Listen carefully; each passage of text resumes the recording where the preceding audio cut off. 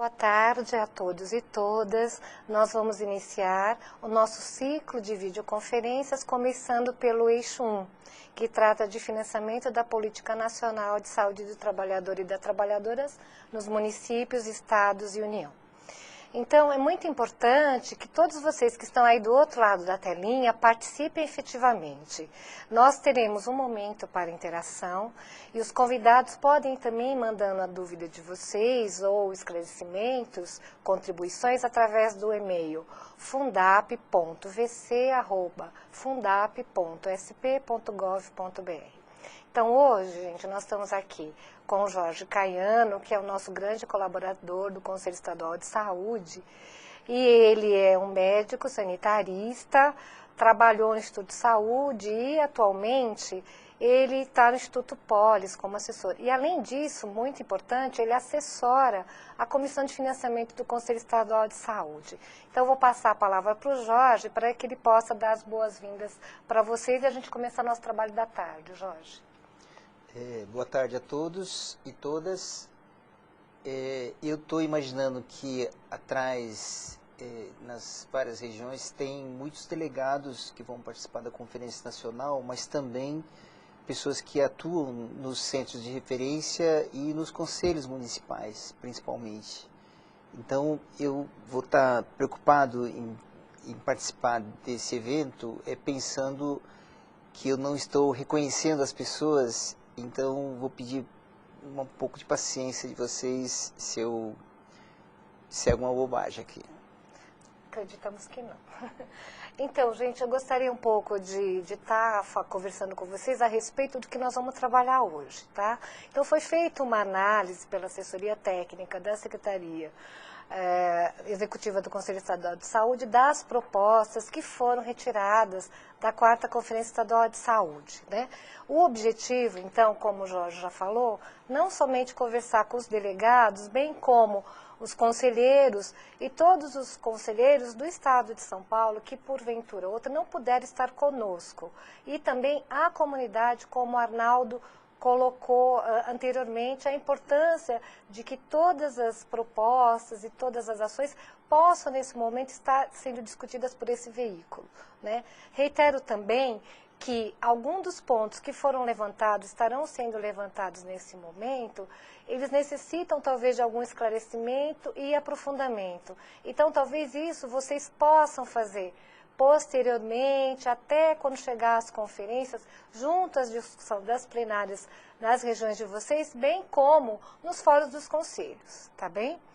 Então, Jorge, eu vou começar com alguns pontos. Então, eu queria um pouco esclarecer, para quem não teve oportunidade de acompanhar a Conferência Estadual, bem como as macro-regionais que houveram no Estado, que foram retiradas de cada macro-regional 12 propostas. Então, nós tivemos um total de 7 macro-regionais no Estado de São Paulo, desde março até maio, que antecedeu a 4ª Conferência Estadual.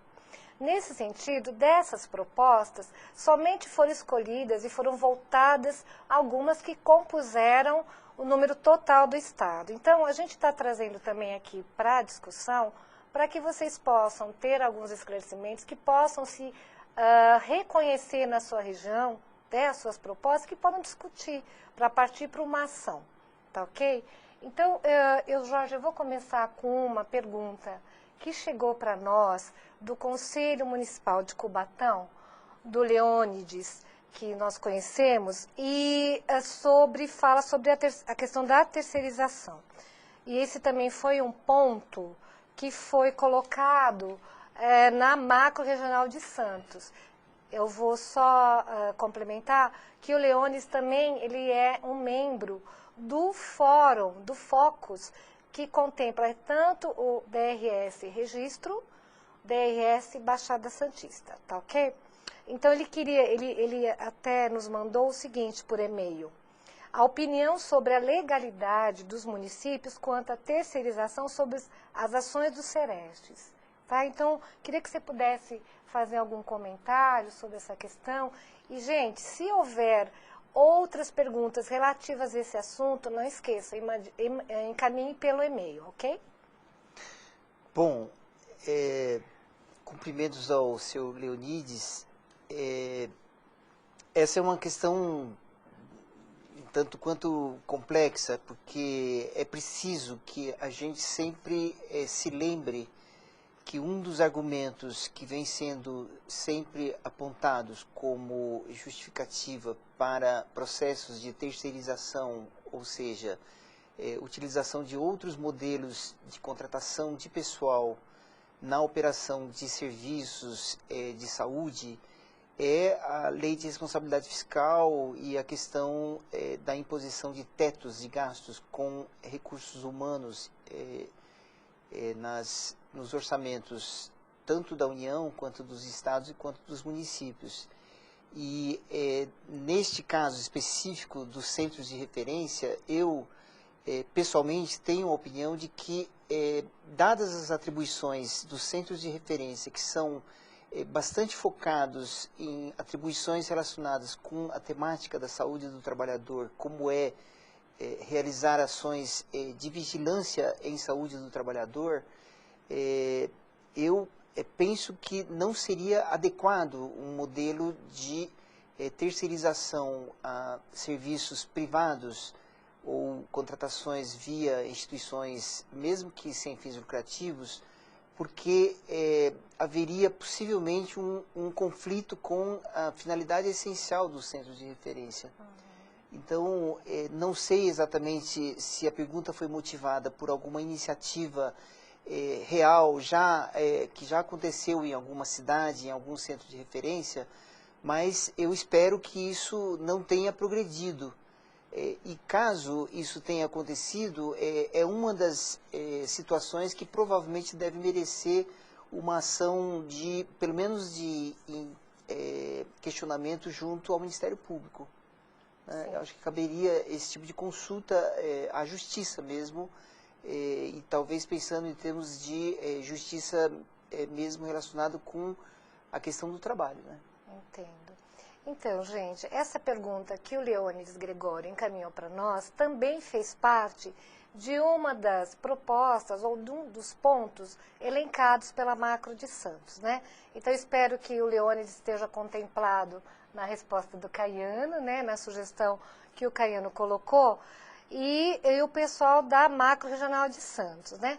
Então, nesse sentido, eu vou continuar ainda pensando começar pela Macro de Santos, que nós começamos com alguém da Baixada Santista, e que é um dos pontos, um outro ponto que foi colocado aqui, foi a questão da gratificação diferencial, tá? Para os profissionais da questão da saúde do trabalhador. E esse ponto também, ele foi elencado como uma proposta para que se leve para a Conferência Nacional de Saúde, que é o seguinte, uma gratificação diferencial para a autoridade sanitária. Então, se pudesse comentar um pouquinho, não sei se tem algum questionamento chegando por e-mail ou através de web, então, mas eu queria, a gente podia já começando, até que, gente, vão mandando as perguntas, então a gente está aqui, na verdade é o Caiano, né, que está aqui colaborando conosco, então acho que já para incentivar vocês, eu já vou engatar nessa pergunta, né, Caiano, acho que você poderia estar comentando. E aí eu vou tirando aqui, por favor. Eu queria dizer que entre as várias propostas aprovadas nas macros, existem muitas que procuram centrar o foco nos trabalhadores especificamente vinculados a centros de referência, aos CERESTs, e na defesa também de adicionais ou de gratificações vinculadas ou não a programas de incentivo que sejam especificamente voltadas para o pessoal vinculado à área de saúde do trabalhador. Eu, pessoalmente, tenho uma restrição a esse tipo de proposta, porque há um questionamento sempre que se faz alguma proposta, digamos, corporativa de defesa de interesses de um determinado segmento da saúde, há uma tendência dessa proposta ser, de certa forma, vista como digamos, uma intencionalidade de diferenciação dentro do SUS que eu acho que não é conveniente. e refletindo especificamente sobre a situação da política nacional de saúde do trabalhador e da trabalhadora, é importante que nós pensemos até que ponto é sustentável se fazer defesas específicas para o setor, né? Eu já queria aproveitar essa questão para dizer que, independente de se uma proposta como essa seja aprovada em fóruns como a Conferência Nacional, o processo de implementação desse tipo de proposta é um processo extremamente complicado, porque vai ter que passar por instâncias de participação e controle social que não são específicas do segmento da saúde do trabalhador. E a justificativa para esse tipo de proposta é uma justificativa que eu diria que é frágil no sentido de uma fundamentação adequada. Então, eu acho que existem várias propostas que podem ou não ser aprovadas na Conferência Nacional, mas que é mais importante que os delegados, principalmente, tenham uma certa clareza de que não basta aprovar uma proposta como essa, e sim pensar no que vem em seguida, que é no processo de implementação das propostas, né? Então, em relação ao conjunto das propostas aprovadas para a área de financiamento da política nacional, eu penso que é importante que nós reparemos que no conjunto das propostas existem várias propostas que eu acho perfeitamente defensáveis e totalmente válidas, como é, por exemplo, a da vinculação dos 10% da receita bruta da União, que é uma forma não específica para a saúde do trabalhador, mas de aumento dos recursos destinados à saúde, mas que nós temos que nos preocupar com como conseguir o atingimento dessas propostas, né? O processo e a estratégia que deveria ser objeto de uma preocupação maior, e eu espero que os delegados que participem da Conferência Nacional estejam fortemente voltados para essa questão. Não apenas aprovar a proposta, mas sim pensar nos processos e nas metodologias para se garantir a implementação e o alcance das propostas aprovadas. Bom, gente, então assim, nesse sentido que o Caiano está colocando, é importante que vocês, delegados, que os conselhos de saúde, a comunidade em geral, conheça, né, as propostas que foram retiradas na macro. Claro que hoje, por questões de processo eleitoral, o site do Conselho Estadual de Saúde ele está fora. Mas, assim, vejam junto aos seus conselhos, aos conselheiros, que isso já foi divulgado em maio e julho, junho, que vocês possam estar olhando, observando. O Conselho Estadual de Saúde está preparando material que será distribuído para os conselhos, com todo o relatório final, trazendo as propostas, né? Então é importante que vocês estejam atentos, que é como o Caiano falou, para que realmente que as propostas elas sejam implementadas e que isso aconteça, ok? Caiano, nesse sentido, em contrapartida, tem uma outra proposta, né, que fala sobre ainda a questão de recurso e que está a nível nacional, que é a promoção de equidade para a saúde do trabalhador para regiões vulneráveis, não é? Então, acho que você poderia comentar um pouquinho, né, sobre a questão, aí essa proposta fala da questão da equidade, enquanto a anterior falava de uma questão de gratificação diferencial. Então, em cima disso, acho que você poderia fazer um comentário. Veja só, essa questão, na verdade, vai exigir uma certa interpretação da minha parte. Foram aprovadas algumas propostas que mostram uma preocupação forte com uma aproximação da distribuição de recursos na área de saúde do trabalhador que vinculem de alguma forma ao perfil de necessidades da região, e um dos critérios seria, digamos, os diferenciais em termos de vulnerabilidade, em termos de perfil epidemiológico de cada região, para que os recursos possam ser, de certa forma, compatíveis com uma preocupação geral do Sistema Único de Saúde, que é a busca da equidade, que essencialmente, a tradução da equidade seria a busca da justiça social, né?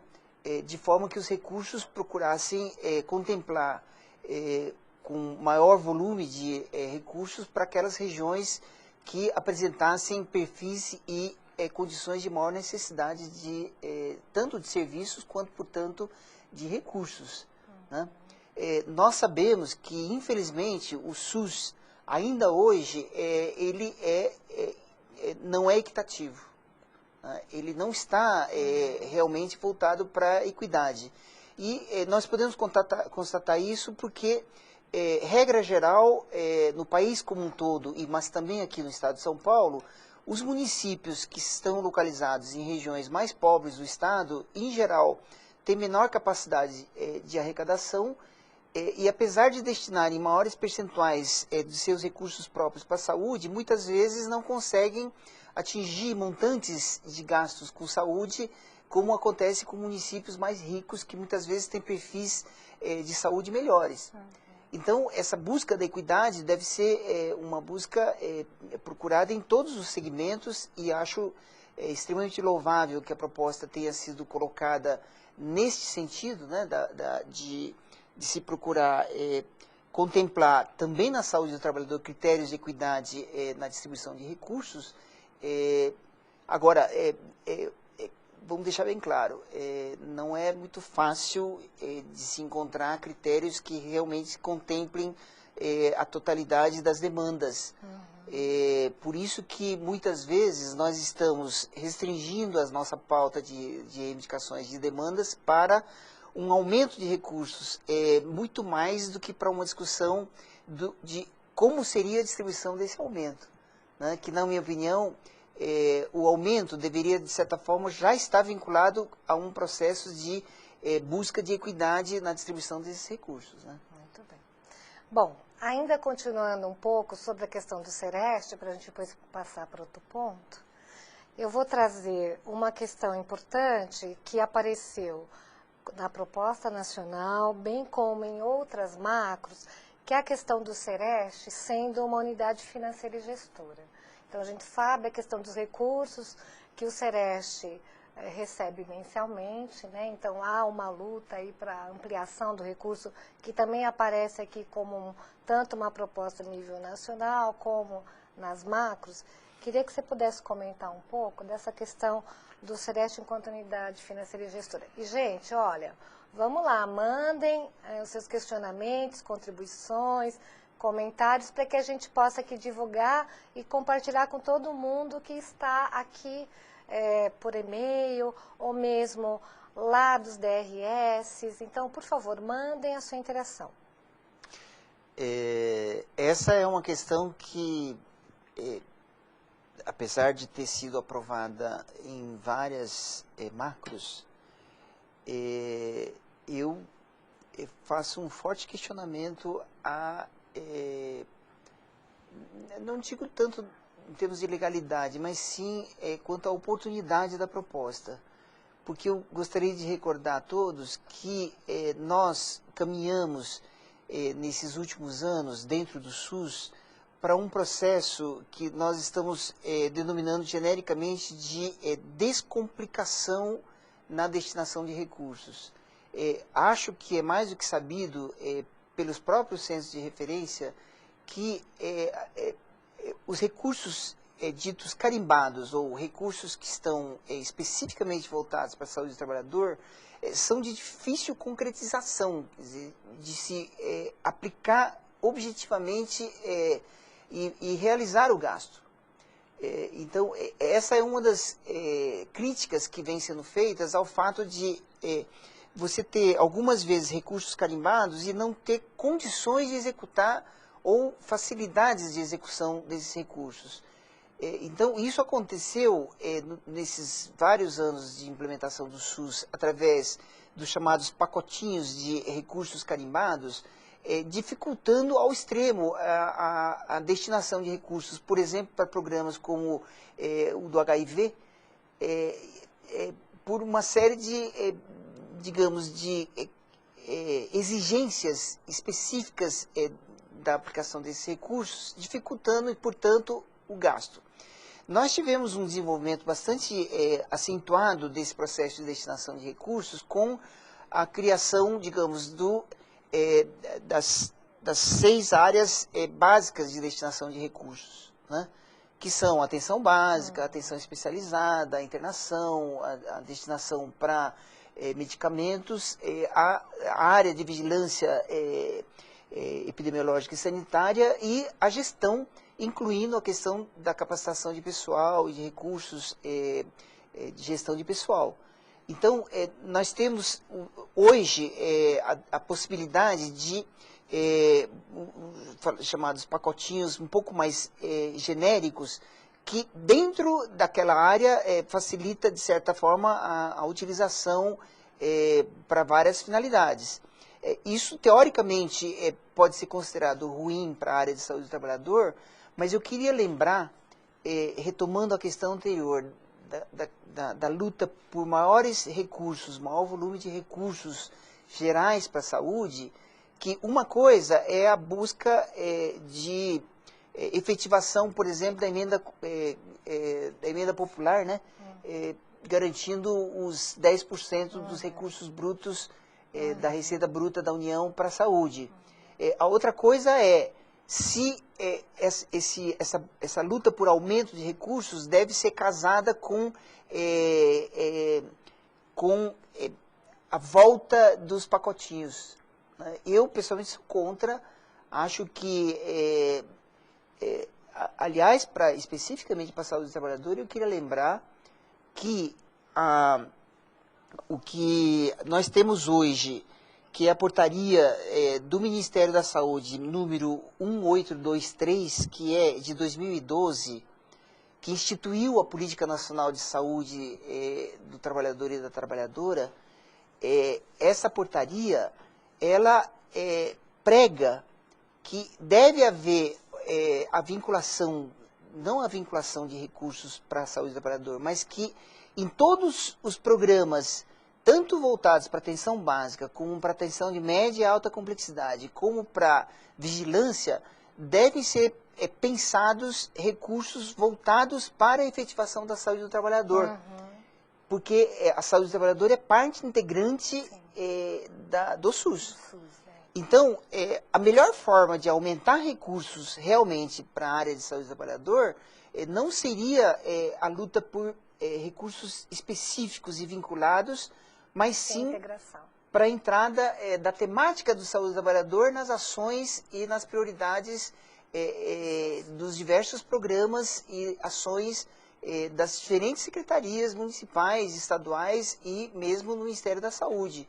E eu queria, inclusive, sugerir que uma das preocupações naquela temática de como, metodologicamente, como, do ponto de vista de processo, a gente batalhar por aumentos de recursos, que todos os delegados e também conselheiros começassem a olhar nos seus orçamentos, nos orçamentos aprovados por vocês, nos seus conselhos, quanto de recurso está voltado para a área de saúde do trabalhador, mas vinculados com metas e com indicadores relacionados à saúde do trabalhador. Esse é um exercício importante, porque a única forma de nós conseguirmos identificar hoje a existência do volume de recursos, se está sendo adequado ou não para as demandas e necessidades de saúde do trabalhador nos diversos municípios, seria observar o conjunto de metas relacionadas com essa área e de que forma essas metas estão agregados ou não com recursos. Muito bem. Esse é um exercício, eu acho, importantíssimo, que fica como sugestão para que todos, antes mesmo da realização da Conferência Nacional, que se fizesse essa vista geral e eventualmente os delegados pudessem estar levando esse tipo de temas, de como se fazer essa, digamos, se avançar nesse processo de destinação de recursos a partir do seu município, do município onde o centro de referência está instalado, ou do município vizinho, imediatamente, digamos, vizinho, o maior município, por exemplo, observar esse observamento aprovado, né? Muito bem. Então, enquanto você toma um golinho de água para você descansar, você vai ficar contente com o que eu vou te dizer aqui. Então, uma das propostas, o pessoal já está pensando nisso, e essa proposta que foi feita pela macro-regional de São José do Rio Preto, ampliar o financiamento para além da média e alta complexidade, incluindo a atenção básica e saúde do trabalhador, né? Outra questão também que você tocou, e que foi também uma proposta de presidente Prudente, e foi uma das mais votadas como proposta nacional, questão da saúde mais 10. Né? Então, esse ponto, não sei se você quer, acho que você já realmente fez um bom comentário, um esclarecimento, que é importante, já falaram disso, já pensaram nisso, eles estão pensando nesse sentido, né? Da questão da saúde mais 10. Sim, eu queria aproveitar e cumprimentar as macros que aprovaram propostas voltadas para a efetivação da própria portaria do Ministério da Saúde. Essa portaria, ela é de 2012, quer dizer, nós temos um ano e meio, praticamente 2 anos de vigência dessa portaria, mas eu tenho para mim que muita gente não chegou a ter conhecimento dessa portaria. Algumas propostas aprovadas representam basicamente tentativas de efetivação da portaria. Então, todas as propostas que estão coerentes com a portaria, eu acho que deve ficar claro que, no fundo, nós estamos propondo e defendendo estratégias de integração crescente da saúde do trabalhador dentro do SUS. E não estratégias que mantenham, de certa forma, um isolamento da saúde do trabalhador, reforçando, de certa forma, vinculações específicas ou incentivos específicos ou caminhos que, ao estarem voltados e pensando exclusivamente na saúde do trabalhador, fazendo abstração da existência e da necessidade de a temática de saúde do trabalhador perpassar todas as ações, desde a atenção básica até a atenção de alta complexidade, e desde medidas de prevenção e de promoção da saúde até as chamadas medidas curativas e de reabilitação, fica sempre esse convite para que se procure realizar, assim como é uma preocupação da área de saúde mental, por exemplo, ou de vários temas relacionados com saúde, né?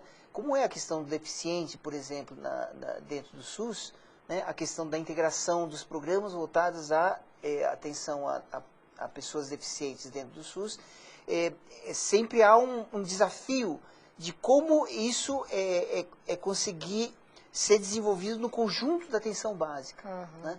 Se a gente pensar que o agente comunitário de saúde, por exemplo, teria um papel muito importante na identificação e na notificação de suspeitas de doenças de origem relacionadas ao trabalho ou mesmo de acidentes do trabalho, e se a gente pensar na importância do agente comunitário de saúde assumir objetivamente uma temática cara à saúde do trabalhador, que é a erradicação do trabalho infantil, por exemplo, né? Nós vamos perceber como é importante que realmente essas ações estejam realmente sendo desenvolvidas pelo conjunto da rede de atenção básica no país todo. E é isso que faria uma mudança de qualidade e do patamar de integração da saúde do trabalhador dentro do SUS. Né? Então, neste espírito é que eu acho que a gente deve valorizar todas as propostas voltadas para a efetivação da saúde do trabalhador em todos os programas do SUS, não só na vigilância, mas também na área de atenção básica e atenção especializada. E também as propostas voltadas para a busca e a luta pelo aumento de recursos integrais em saúde, e não recursos específicos voltados para a saúde do trabalhador. Né?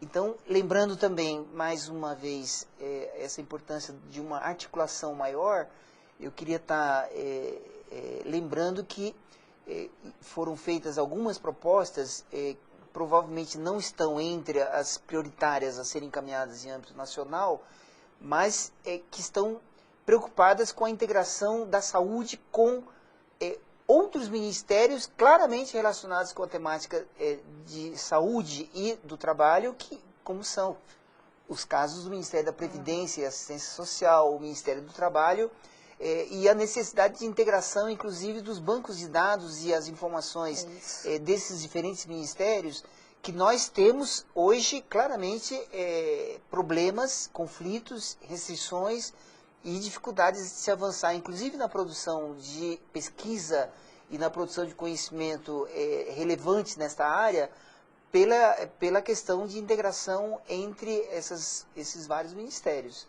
né? Então, nós temos desafios de integração que passam tanto por uma integração e articulação interna dentro do Ministério da Saúde e dentro do segmento de saúde nos estados e municípios, como também com outras áreas de responsabilidade de outros ministérios e secretarias, né?